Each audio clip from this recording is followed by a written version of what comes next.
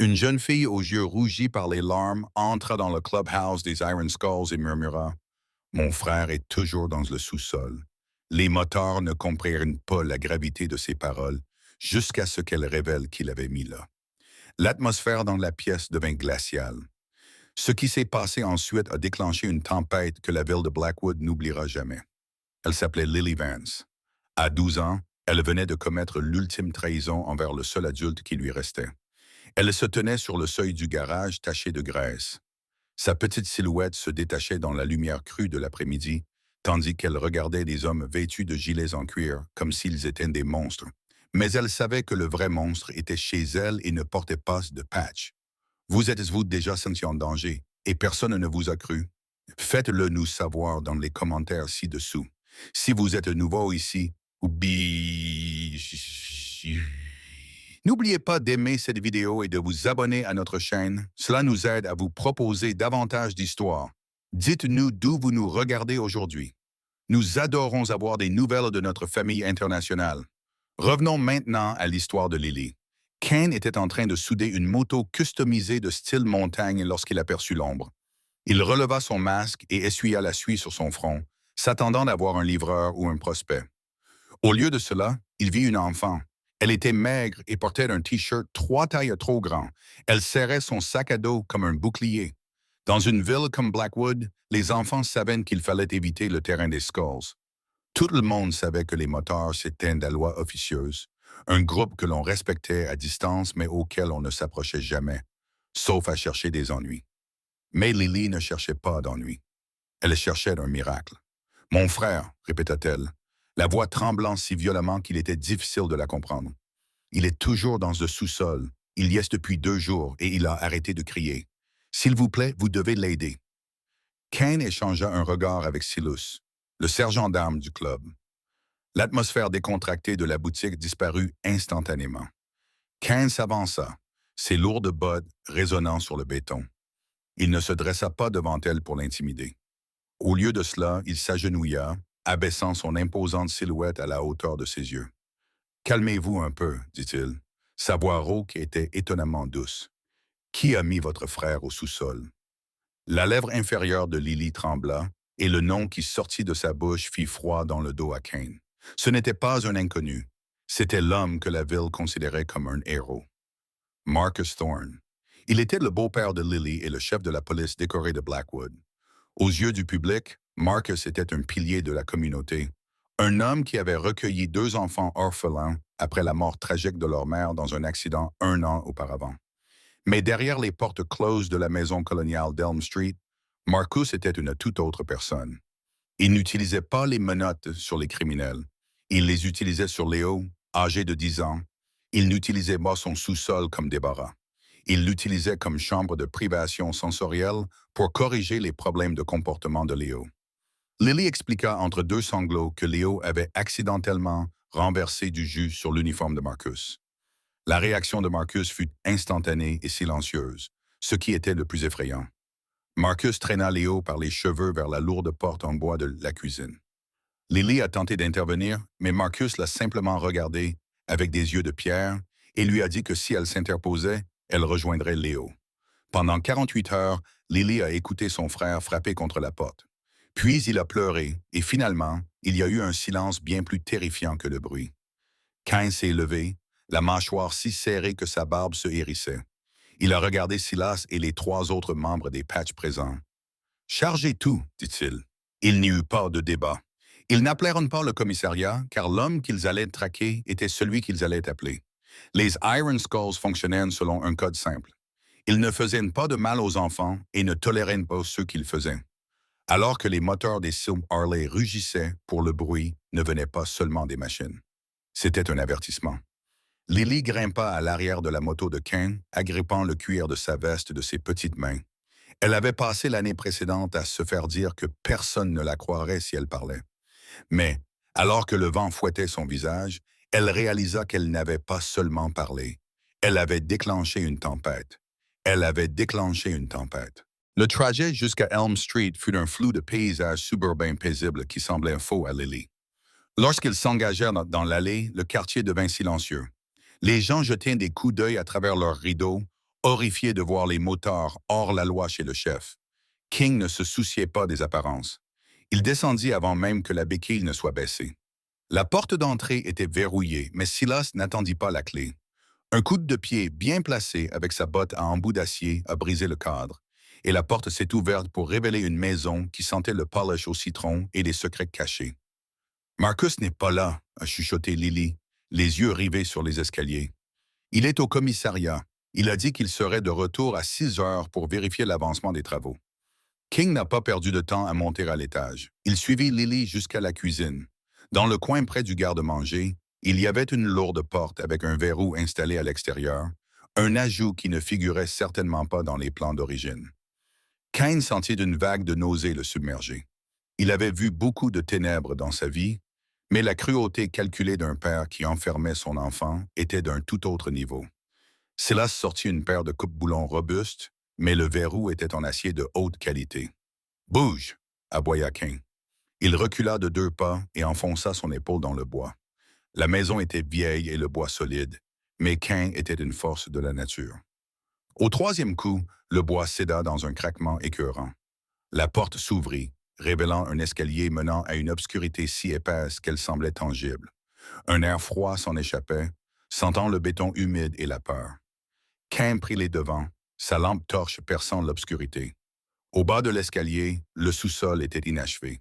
Dans le coin le plus éloigné, à l'intérieur de ce qui semblait être un ancien local à charbon, ils trouvèrent Léo, recroquevillé en boule sur le sol glacial. Léo était recroquevillé en boule sur le sol glacial. Son visage était pâle et sa respiration superficielle. Il ne broncha pas lorsque la lumière l'éclaira. Il était trop loin dans son propre monde pour se rendre compte que les secours étaient arrivés. Lorsque Kane le souleva, il se rendit compte que Léo était léger comme une plume et que sa peau était moite. « Apportez la trousse !» rugit Kane à Silas. Il est déshydraté et en état de choc. Alors qu'ils emmenaient Léo à l'étage, Lily s'effondra sur une chaise, la main sur la bouche. Elle regardait ces hommes rudes et tatoués travailler avec une précision frénétique pour sauver son frère. Ils n'étaient plus seulement des motards, ils étaient sa seule famille restante. Mais son soulagement fut de courte durée. Le bruit d'une voiture entrant dans l'allée de gravier fit sursauter tout le monde dans la pièce. Les lumières bleues et rouges d'une voiture de police se reflétaient sur les fenêtres de la cuisine. Marcus Thorne était rentré tôt. La porte d'entrée grinça lorsqu'il entra. C'était un homme grand, au menton carré, vêtu d'un uniforme impeccable qui semblait rayonner d'autorité. Il n'avait pas l'air d'un méchant. Il avait l'air d'un homme à qui on confierait sa vie. Mais lorsqu'il vit la porte éclater et les moteurs dans sa cuisine, son masque ne se fit pas seulement glisser, il vola en éclats.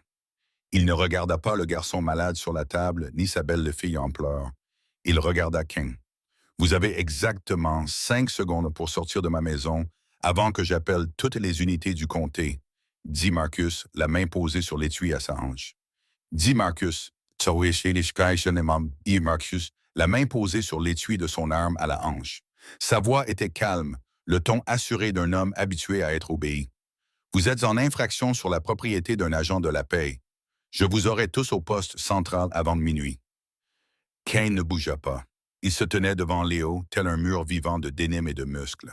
« Vous n'appellerez personne, Marcus, dit Kane d'une voix grave et menaçante. Parce que si vous touchez à cette radio, je vais vous montrer exactement ce que ça fait d'être piégé dans un trou sombre sans issue. » Silas brandit son téléphone. « Nous avons la vidéo du sous-sol, chef, la serrure à l'extérieur et l'état du gamin. Tu penses que tes amis du commissariat vont te suivre dans cette affaire?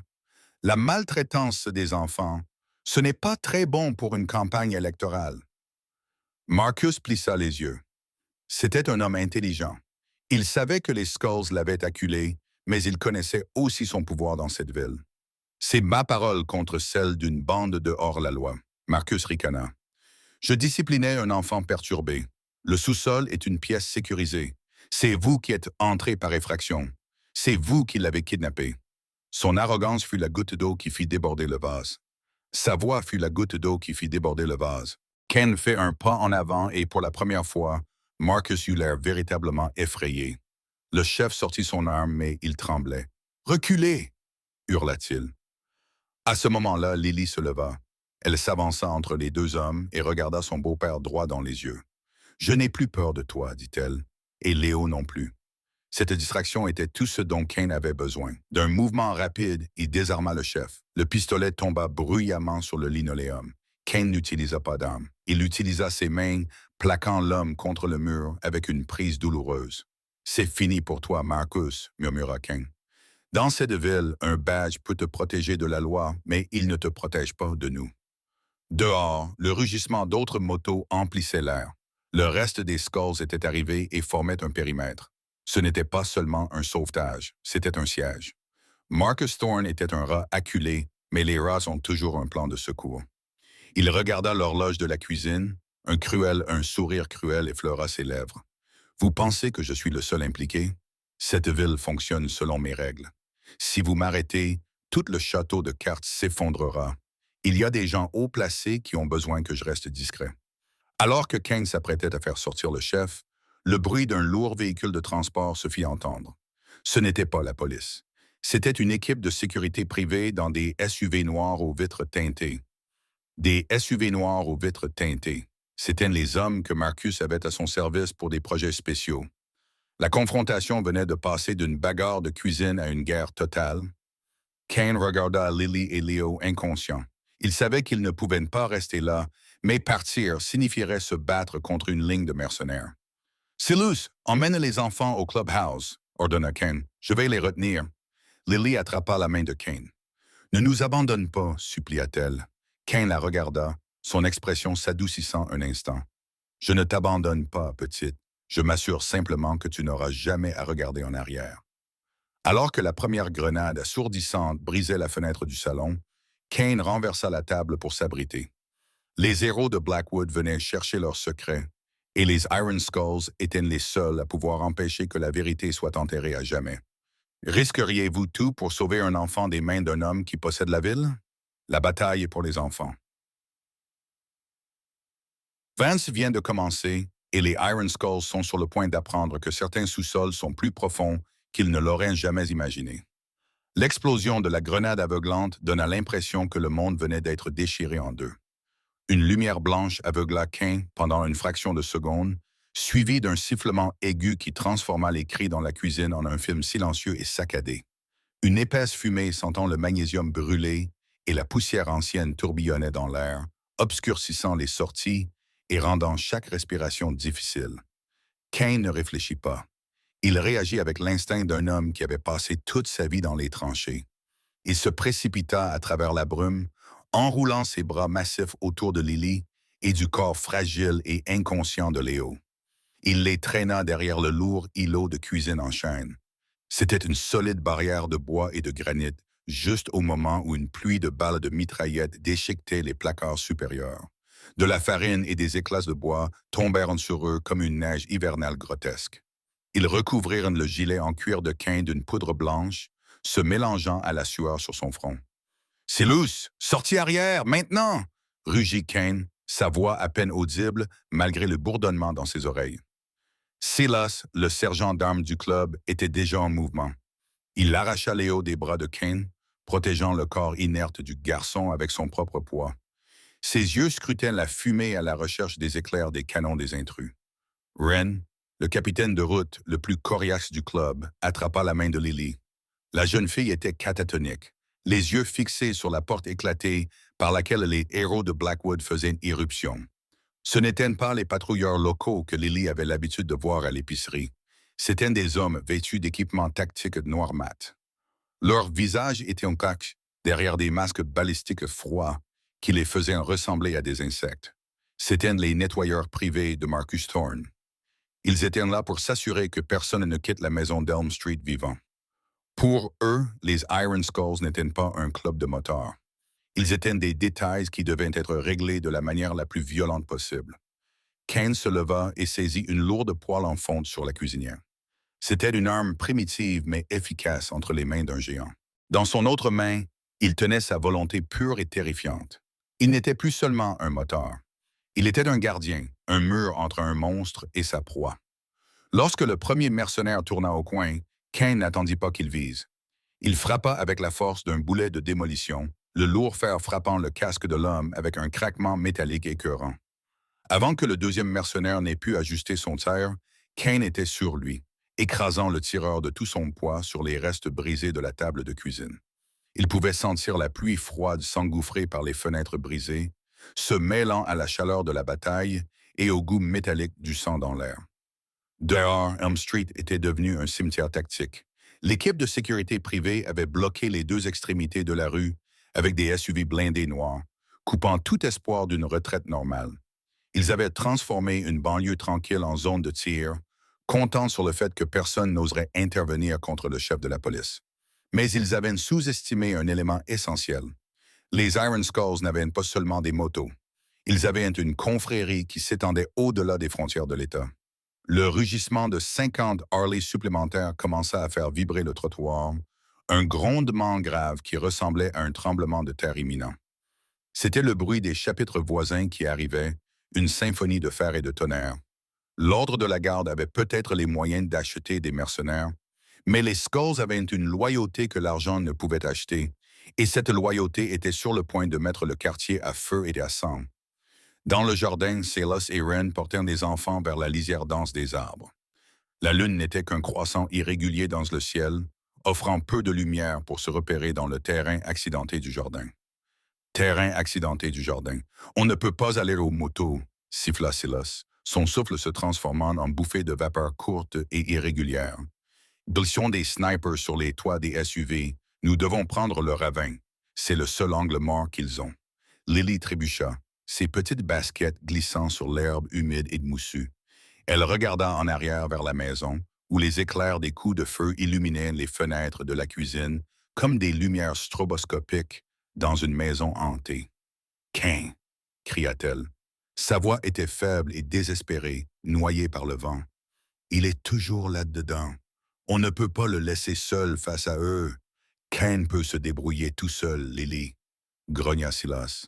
Même si ses yeux trahissaient l'inquiétude qui se cachait sous son apparence rude, il savait que Kane pouvait se débrouiller tout seul. Il connaissait les risques auxquels Kane était confronté. Son travail consistait à attirer les tirs et à garder les yeux rivés sur la maison. Notre travail consiste à vous garder en vie tous les deux. Si Marcus met de la main sur vous, vous ne finirez pas seulement au sous-sol. Vous irez au fond du lac Blackwood et personne ne découvrira jamais la vérité. Ils glissèrent le long du talus boueux dans le ravin. L'eau glaciale du ruisseau imprégnait leurs bottes. Au-dessus d'eux, les bruits du quartier changèrent. Les crânes ne se défendaient plus. Ils lançaient une contre-attaque à grande échelle. Le bruit des chaînes lourdes qui s'entrechoquaient et des bottes qui frappaient le trottoir résonnait à travers les arbres alors que le club s'avançait pour reprendre possession de la rue. Dans la cuisine, Kane était coincé derrière l'îlot en granit qui s'effritait sous la pression constante. Coupe de feu. Il pouvait entendre la voix calme, autoritaire et glaciale de Marcus Thorne depuis le salon qui disait « Abandonne-les, Kane. Tu es un hors-la-loi. Je suis le chef de la police. » Qui crois-tu que le gouverneur va croire quand la fumée se sera dissipée? Je dirai que tu as kidnappé ses enfants et je serai le héros qui a tenté de les sauver. Lundi, j'aurai une médaille et toi une étiquette à l'orteil. Kane cracha du sang sur le carrelage, les yeux plissés de rage pure. Tu parles trop, Marcos, ça a toujours été ton problème. Tu penses qu'un badge fait de toi un dieu. Mais ici, dans l'obscurité, tu n'es qu'un homme parmi d'autres, sur le point de découvrir exactement combien pèse une âme humaine lorsqu'elle est dépouillée de ses titres. Kane plongea la main dans son gilet et en sortit un petit appareil lourd, un brouilleur EMP localisé que le club conservait pour les urgences techniques. Il appuya sur le bouton. Toutes les lumières de la maison s'éteignirent instantanément. Le bourdonnement du réfrigérateur, les lumières vives du four et les lasers rouges des viseurs des mercenaires disparurent dans un vide noir comme de l'encre. Dans l'obscurité absolue, l'avantage changea de camp. Les mercenaires comptaient sur leurs optiques de haute technologie et leur vision nocturne. Kane s'appuyait sur les instincts aiguisés d'un homme qui avait vécu dans l'ombre toute sa vie. Il se déplaçait comme un fantôme, guidé par le bruit d'une respiration haletante et le frottement des bottes tactiques sur le linoléum. Il trouva le premier homme près du réfrigérateur. Un coup rapide et silencieux à la gorge, et l'homme s'effondra avant même d'avoir pu comprendre l'ombre qui s'approchait de lui. Le deuxième homme se trouvait près de la porte du garde-manger. Kane n'utilisa pas d'arme. Au lieu de cela, il utilisa l'élan de l'homme pour le projeter, tête la première contre le cadre de la porte avec un bruit sourd. Marcus Thorne était le seul à rester dans la pièce. Kane pouvait entendre le chef tâtonner avec un nouveau chargeur, respirant par à-coups, terrifié. Le héros de Blackwood ressentait enfin l'étreinte glaciale de la réalité. Il n'était plus derrière un bureau ou un podium. Il était dans une cage avec un monstre, et il n'y avait pas de caméra pour le protéger. « Je sais où est l'argent, Marcus. » Kane murmura depuis l'ombre, sa voix semblant venir de partout à la fois. C'était une astuce psychologique qui fit tourner le chef en rond, paniqué. « Je suis au courant des comptes offshore au Caïman. Je suis au courant des dons des promoteurs qui voulaient construire des appartements de luxe sur le site du projet de logements sociaux. Vous n'avez pas seulement enfermé ces enfants pour cacher vos abus. Vous l'avez fait parce que Léo vous a vu prendre cette maillette dans le bureau, n'est-ce pas? Il a vu le prix de votre âme en se promenant ici. Le silence qui suivit fut la seule confirmation dont Kane avait besoin. Le garçon n'avait pas seulement renversé du jus. Il avait été témoin d'un pot de vin de plusieurs millions de dollars, reliant le chef au plus grand scandale de corruption de l'histoire de la ville. Soudain, une fusée éclairante s'alluma dans le jardin, projetant une lueur verte fantomatique à travers les fenêtres. Les Iron Skulls avaient franchi la ligne de SUV. Silas émergea du ravin, après avoir confié les enfants à son équipe de transport secondaire qui attendait dans les bois profonds. Il se précipita dans la maison, son fusil à la main. « C'est fini, Marcus !» cria Silas, sa voix résonnant dans la maison vide. Marcus était affalé contre le mur, son uniforme déchiré et le visage couvert de suie provenant de la grenade flash. Il regarda ses mains, puis les moteurs. Il comprit que les Cleaners ne reviendraient pas. Les Iron Skulls avaient démantelé son armée privée en moins de 20 minutes, prouvant qu'une confrérie fondée sur la confiance est toujours plus forte qu'une équipe fondée sur une paix. Le trajet jusqu'au tribunal de Blackwood fut un cortège dont la ville parlerait pendant des décennies. Les Iron Skulls évitaient généralement le tribunal, mais ce soir-là, ils livraient leur cargaison. Près de 100 motos entouraient une seule voiture de police, celle que Kane avait empruntée dans l'allée de Marcus. Marcus était assis à l'arrière, menotté avec son propre pistolet de service. Il n'était plus arrogant, il était brisé. Il fixait le plancher tandis que les moteurs faisaient vrombir leurs moteurs dans un rugissement triomphant et assourdissant qui réveilla tous les habitants de la ville. Ils ne transportaient pas seulement un criminel, ils reprenaient possession de leur ville. Kin n'emmena pas Marcus à la prison locale, où il avait encore des amis et des faveurs à demander. Il l'emmena directement devant les marches du bâtiment fédéral situé à 3 villes de là. La police locale était un réseau complexe de corruption, mais les fédéraux cherchaient depuis des années une raison d'enquêter sur les finances de Blackwood. Kane monta les marches de marbre avec Marcus et 2 autres personnes. Ils déposèrent le téléphone jetable du chef et un registre manuscrit trouvé dans le coffre-fort d'Elm Street sur le comptoir de la réception. « Nous avons une livraison spéciale », dit Kane au réceptionniste de nuit. Les preuves comprenaient des cas de maltraitance d'enfants, de racket à haut niveau et un chef de police qui avait oublié que son travail consistait à protéger les innocents et non à remplir ses propres poches. Commencez par les entrées du projet North. Les retombées furent un véritable raz de marée qui enterra la vieille garde de Blackwood. En moins d'une semaine, 4 membres du département de police de Blackwood furent mis en accusation par les autorités fédérales. Les promoteurs immobiliers impliqués dans le scandale immobilier ont été arrêtés à l'aéroport alors qu'ils tentaient de fuir vers des pays qui n'extradent pas. Le maire de la ville a démissionné dans le déshonneur. Mais la véritable victoire, celle qui comptait pour Kane, était beaucoup plus discrète. Elle se trouvait dans une pièce ensoleillée d'un refuge situé à 3 heures au nord. Lily et Léo étaient assis sous un porche, enveloppés dans des couvertures propres et chaudes. Léo buvait enfin de l'eau tout seul, et ses yeux commençaient à retrouver leur étincelle de curiosité enfantine. Il leva les yeux lorsque l'ombre imposante de Kane monta les escaliers.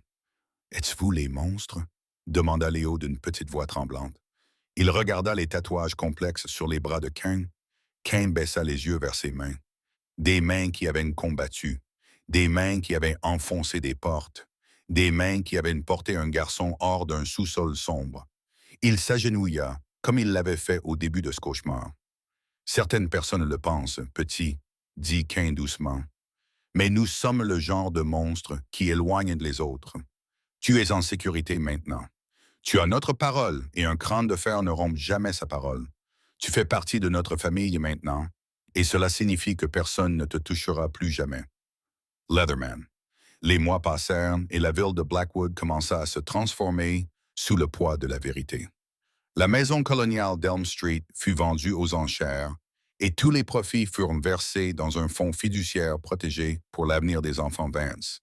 Lily et Leo furent finalement adoptés par la sœur de leur mère. Elle les avait désespérément recherchés pendant 1 an, mais avait été bloquée par les manœuvres juridiques de haut niveau de Marcus et de fausses ordonnances restrictives. Ils déménagèrent dans une ville côtière tranquille, où le bruit de l'océan remplaça le bruit terrifiant des coups frappés sur les portes du sous-sol. Ils avaient enfin un jardin où ils pouvaient jouer sans avoir à regarder derrière eux.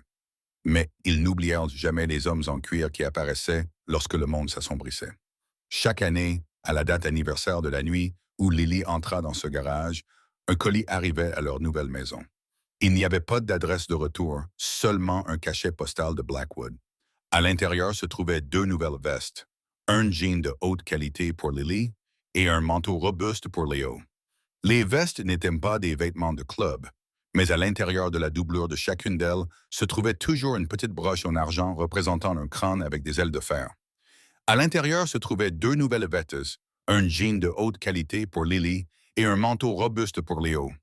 Les vestes n'étaient pas des vêtements de club, mais chacune d'elles contenait une petite broche en argent représentant un crâne avec des ailes de fer. C'était un signe silencieux qui leur indiquait que, où qu'ils aillent, la montagne et ses frères veillaient sur eux. Ils n'étaient plus seulement des orphelins. Ils étaient désormais sous la protection d'une confrérie qui s'étendait à tout le pays. Ken et les Iron Skull retournèrent à leur garage. Ils étaient toujours des hors-la-loi d'après les papiers, mais les habitants de Blackwood les considéraient comme les véritables protecteurs de la paix. Un soir, Ken s'assit à son établi et regarda une photo que Lily lui avait envoyée. Une photo de Léo lors de sa première pièce de théâtre à l'école, souriant largement. Ken lui rendit son sourire, une expression rare et sincère qui adoucissait ses traits rugueux. Il prit son masque de soudeur et l'abaissa. L'étincelle bleue du chalumeau illumina l'atelier sombre alors qu'il se remettait au travail sur une moto. Il savait qu'il y aurait d'autres monstres, d'autres caves et d'autres enfants qui auraient besoin d'une voix dans un monde qui choisissait souvent le silence par peur. Mais tant que les Iron Skulls auraient du carburant dans leur réservoir et de l'air dans leurs poumons, ces enfants n'auraient jamais à affronter l'obscurité seuls. Après tout, un sous-sol n'est qu'une pièce jusqu'à ce que quelqu'un ose enfoncer la porte. Cain the Mountain Vane était très doué pour enfoncer les portes. Si cette histoire vous a rappelé qu'il y a toujours de l'espoir dans l'obscurité, abonnez-vous et dites-nous depuis quelle ville vous nous regardez. Vous faites désormais partie de cette famille et nous sommes heureux de vous compter parmi nous. D'ici là, prenez soin de vous et veillez les uns sur les autres.